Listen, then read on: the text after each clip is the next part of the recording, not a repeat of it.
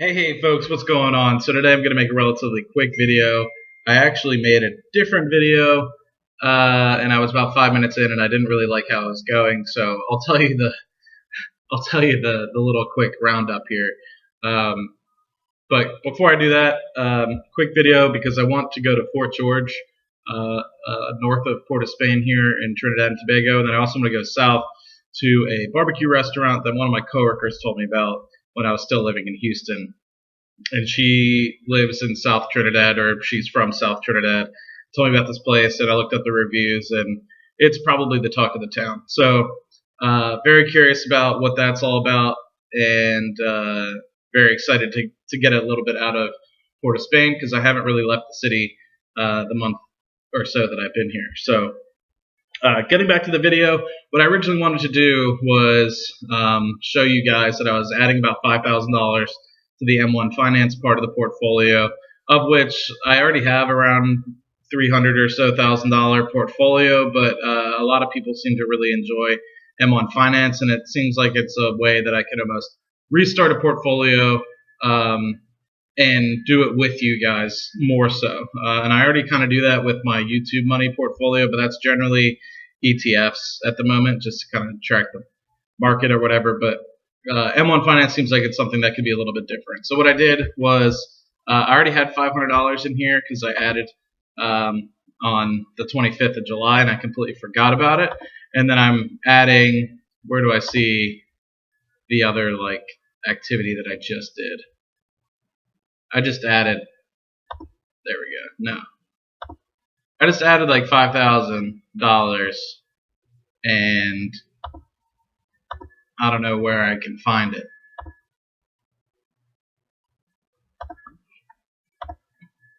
There we go. Alright, I'm sorry, I'm getting used to this.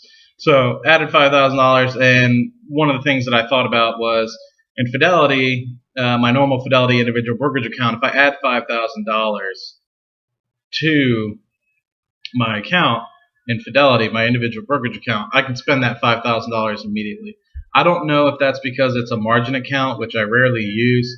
I just wanted to like add flexibility in case I wanted to like buy $1,000 worth of stock or $2,000 worth of stock, and I know that I get paid next week, and I don't want to move stuff out of savings or what have you.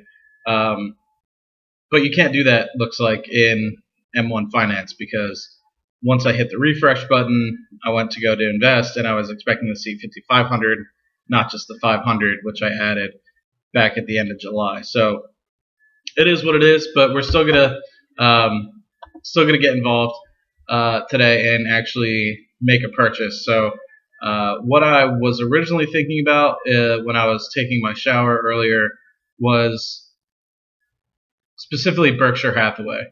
And I don't know if you guys can hear that, but they're leaf blowing or something in the background, so I apologize. But anyway, wanted to do Berkshire Hathaway. And while I really enjoy Berkshire Hathaway, they don't pay a dividend, which not necessarily is the biggest deal. And in terms of capital appreciation in the long run, it is what it is. But you know what? Screw it. I'm buying Berkshire Hathaway. I was going to instead buy GM, General Motors. They pay about a 4-something% dividend, and they're trading at a PE, price to earnings ratio, of less than 6. Make a lot of free cash flow. Really agree with how they're taking the company in terms of the technology route, autonomous driving, getting involved in that sort of space. But it is what it is. I'm going to add to Berkshire Hathaway. So let's see, BRK. I wish I was typing BRK.A, but instead I have to add BRK.B. It is what it is. So Berkshire Hathaway, we will add. I don't know how this all works, so you guys will have to kind of help me here. Okay, save changes. Is that what I do? Okay, so buy, sell. Buy. Oh. Now I do have 550. Okay. I'm all sorts of confused. We're doing it.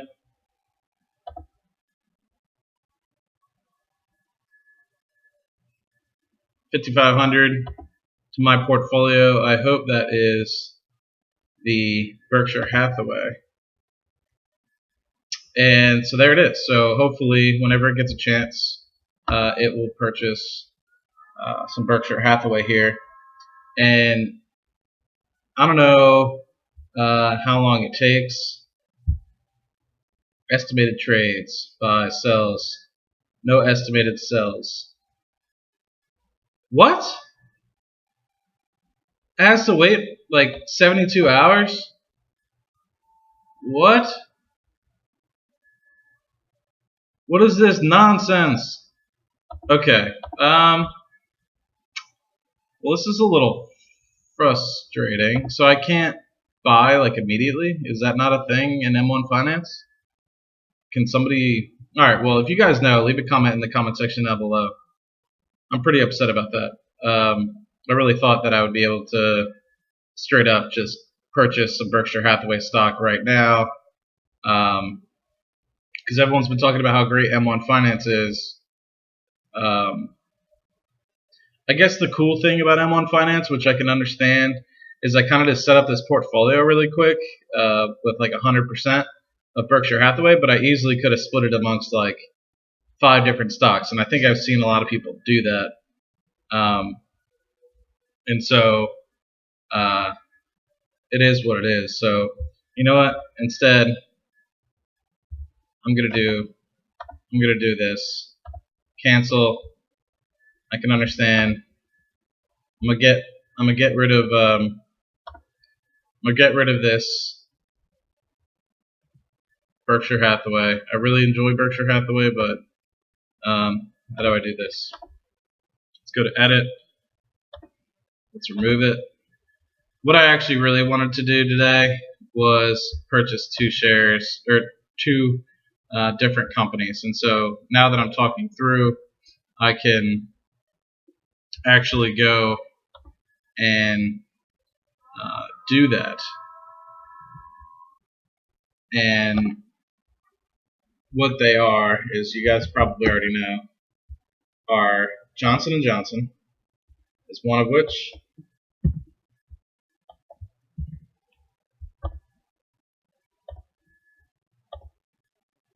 and another, which you guys obviously also know, is 3M. And the problem with buying these 2 is now what I have to do, and it's not really a big deal, is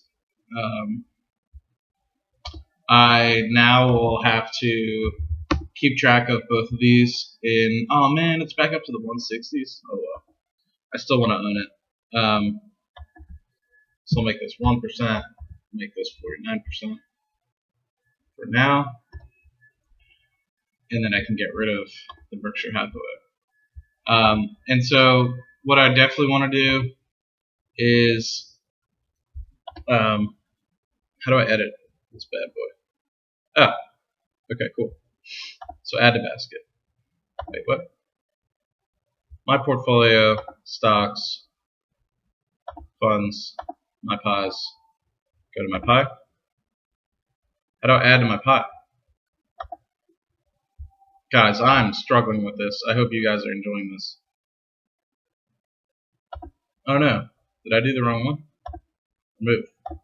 Okay, let's make this 50%, this 50%, save. I hope you guys are really laughing, sitting here being like, this guy has no idea, but this is really my first time ever really using M1 Finance, so I appreciate you guys staying with me. Okay, so $5,500 going to, half of which going to 3M and half of which going to Johnson & Johnson. So I don't know how much of each is really going to buy. We can do a quick estimate here. But let's look at calculator here, and just from an estimate, I know it's free to trade, but we have about $2,500 going to 3M, so that'll be about 15.5 shares here. And then you also have Johnson & Johnson, which will have 2,500 divided by about 130, I believe, per share. So that'll give me about 19 or so shares. That's pretty good. I'm pretty excited about that because that will be, I would say, close to $100 a year dividend income, and then from 3M that'll be probably a little bit about the same. So I believe both of these are around 3% yielders, or on average about 3% yielders. So it'll be about $150 a year. So I probably overestimated on 3M or J&J or something like that. But overall, pretty excited about that. I am somewhat disappointed that I can't buy instantaneously like I can on Fidelity. So that might limit how much I actually earn. But what I can do, which will be kind of cool, is if there's companies that I want to add small amounts to and kind of keep track of, I could just add $100 and add it to, say, this portfolio here, and really kind of do it that way as well. So if I want to add, $100 a month to something like Aqua America, which is something I used to do in my computer shares account, I can do that. But anyway, I really hope you guys liked seeing me struggle, do my first purchase, and then cancel my first purchase, and then go for my real first purchase, of which it's about $2,500 in Johnson & Johnson, $2,500 in 3M. And I hope you guys laugh. I hope this video was comedic for you, as it was for me, struggling to learn this. But I really enjoy the user interface. I think the thing that draws me back most is not being able to purchase instantaneously, which I could get over. I dealt with that in my computer shares account as well. So the fact that you don't necessarily pay a commission obviously makes it understandable why you can't purchase things almost instantaneously. So if you haven't already, please like, subscribe, leave any comments down in the comment section down below. And I'd love to hear from you guys. I'd like to try to keep in touch with you guys. I'm going to go enjoy some good barbecue down south, and I'll see you guys on the next video. Have a great weekend.